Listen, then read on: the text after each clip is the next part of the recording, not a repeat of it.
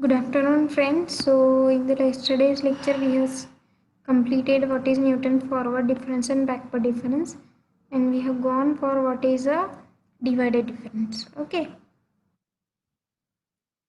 Now let's see what is a divided difference once again. So, in the divided difference, we are again provided with set of n plus 1 values, and here we have to find out the difference between them. So, what is y of xi plus 1? I have already given this in the last lecture. It will be written as y of xi plus 1 minus y of xi divided by xi plus 1 minus xi. What will be x naught x1? Difference between divided difference of x naught x1 will be y of x1 minus y of x naught divided by x1 minus x naught. So in general we can write for xi plus 1 xi plus 2, or in general we can write for n plus 1 values. Okay. So now let us derive the Newton's general interpolation formula with the help of a divided difference. Okay, what is again given to us? We are provided with a n plus 1 values. Okay, we are provided with n plus 1 values, and then we have to find out nth degree polynomial such that which satisfy these n plus 1 values. Okay, so for that let us first write down the general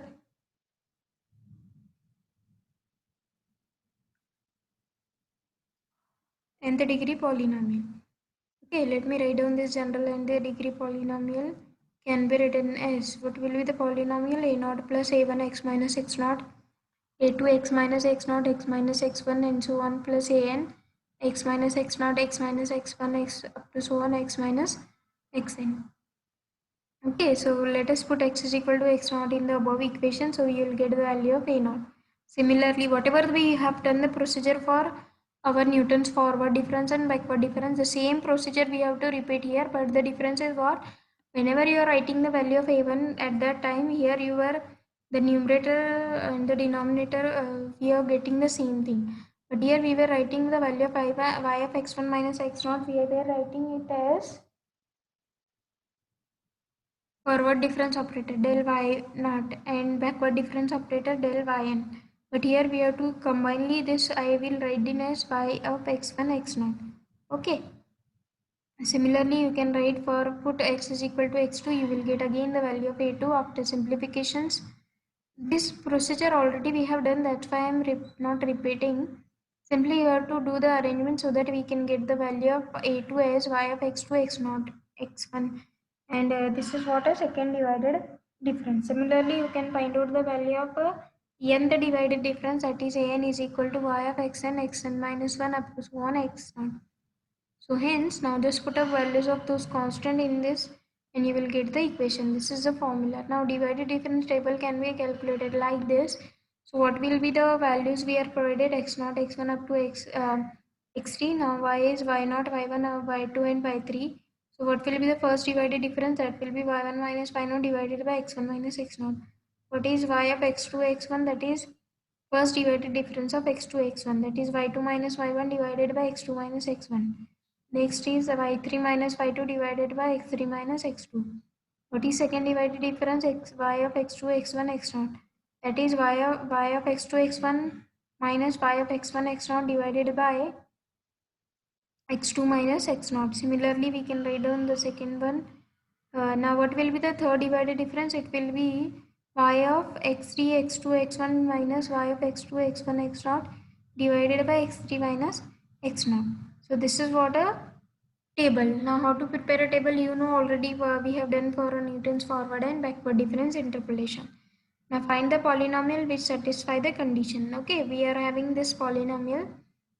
So now what are given thing to us, we are provided with values of x are 1, 2, 3, 4, 5. So we are totally 5 values we are given. So for n plus 1 values we will get a polynomial of a degree n. Okay.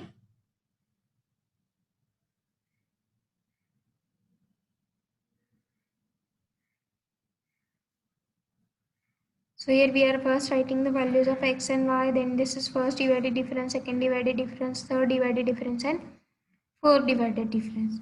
Okay, how to calculate the values? 33 minus 1, 2, 4, 5 divided by minus 1 minus of minus 4, that is plus 5. So that will be minus 404. Now next is 5 minus 33 divided by 0 minus minus 1. Next is 9 minus 5 divided by 2 minus 0. Next is 1335 minus 9 divided by 5 minus 2. So these calculations I have written here. Now this is what for first divided difference. For the second divided difference, what we have to do? We have to find out for second divided difference with the help of first divided difference. That means if you want to find out the value of 94, so you have to write down minus 28 minus of minus 404 divided by 0 minus minus 4, that is plus 4. Okay. So here you can see here we will get the value is 94. Similarly, you can calculate for the other values and just you have to prepare the table. Okay, these things you have to do for forward and backward difference operator also. Now just write down the general interpolation formula and put up all the values of y of x naught, y of x1, x naught, y of x2, x1, x naught, and next it y of x3, x2, x1, x naught. Now here you will get, after simplification, you will get the polynomial of degree 4. Now you have to verify whether this polynomial whatever you are getting will be correct or not. How to verify this? You have to substitute whatever the given values. That means if suppose value of x is minus 1, so what should be the value, corresponding value of y should be 33. For the value 0, value of y should be 5. Okay, so here you can put x is equal to 0, you will get obviously the corresponding value of y will be 5. Now if all the values are verified, you can say that you are whatever the polynomial getting will be the correct one. Now next we'll see whatever we have seen in the second chapter up to now. First we have seen the interpolation. So what is an interpolation? So in the interpolation we have seen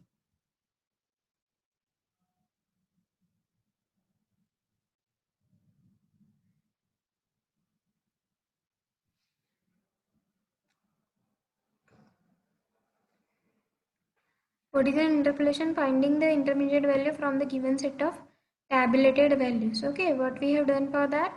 First we have seen the Lagrange's interpolation, right? And next we have to see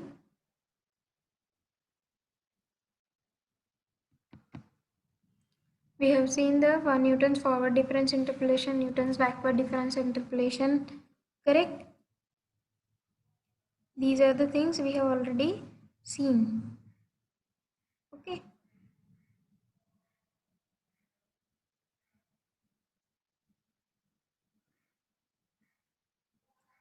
So this is what interpolation, and next we have seen the Lagrange's interpolation. So how we have found the Lagrange's interpolation?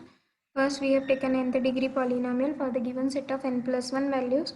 We have reduced it to a linear polynomial so that we can have a easier calculation. So hence now we have found the values of a0 and a1. After finding the values of a0 and a1, now how to find out this with the help of a determinant method. Okay, what we have done, we have first written the value of p of x is equal to x1, that is we have written the coefficients of a0 and a1 and corresponding p of x, f of x naught and f of x. That means we have to find out a new polynomial in such a way that it must agree with your original polynomial. That means it should satisfy all the conditions. P of xi should be equal to f of xi. Okay, so here we have got p of x is equal to f of x naught, x minus x1 divided by x naught minus x1. Okay, what is next is minus f of x1, x minus x naught divided by x naught minus x1. So these we have named, these whatever the values we are getting is we have named it as L0 and L1 of x. Now we can generalize the concept and we can write down for nth degree polynomial, and these are the examples we have seen for the Lagrange's interpolation. What we have to do first, you have to find out the values of L1, L2 and so on, and then you have to put up in our equation. Okay, you can see here what is L0. In the L0 we will get first x minus x1, x minus x0. Don't write x minus x0 here. Okay, and the corresponding changes. Here if it is x minus x0, you have to write down, as it is not here, you have to write down x0 minus x1. So here you have to write down x0 minus x2. Similarly for L1, you don't write L1 coefficient 1 here. What you have to write remaining term, that is x minus x0 and x minus x2, and then the corresponding changes. What you have to do, instead of x you have to write here x1 because we are writing for the suffix 1, and next here we have to write down x minus x2 is there, so hence write x1 minus x2. So similarly, you can solve any type of a polynomial. Now, what is next is the Lagrange's inverse interpolation. Okay, what is the inverse interpolation? If suppose we are given